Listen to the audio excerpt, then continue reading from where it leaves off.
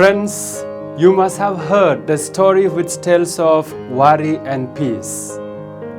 An old lady sat alone in a park.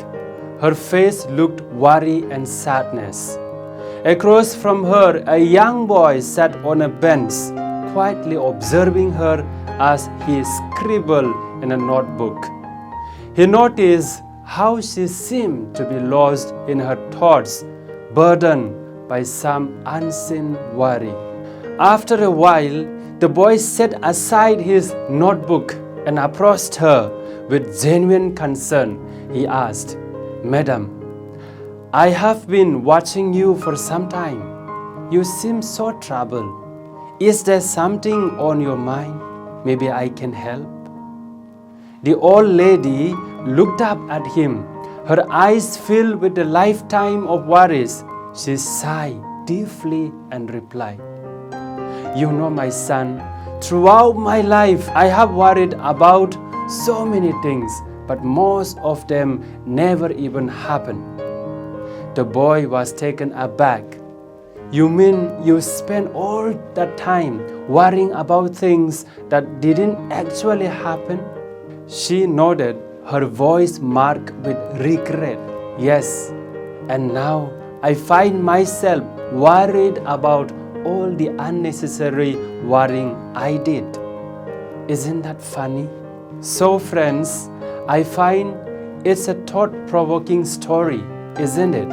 How often do we find ourselves like this old lady, burdened by worries, sometimes even over things that never come to pass? In life, it's easy to become overwhelmed by worries and fears. We often carry the weight of anxieties, allowing them to cloud our minds and hearts. But what if we could let go of those burdens and worries?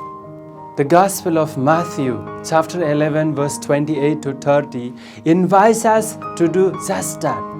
Jesus extends a comforting invitation to us all. "Come to me, all you who are weary and burdened, and I will give you rest." These words remind us that we don't have to carry our burdens alone. We can place our worries in God's hands, trusting in His love and care for us. Jesus came into the world as our Savior, driven by a deep, abiding love for each of us. He calls us to experience His love, to find rest in His presence. The very name Jesus means God saves, reminding us of His purpose and His promise. To be weary is not just about physical tiredness.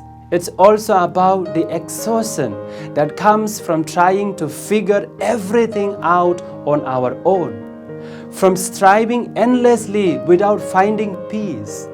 But Jesus invites us to rest not just physically, but spiritually and emotionally as well. This rest doesn't mean doing nothing. It means learning to trust more, to let go of the need to control everything, and to embrace humility and gentleness. A proud heart focuses too much on itself, missing out on the peace that comes from depending on God. A harsh heart is consumed by negativity, losing sight of the goodness in life.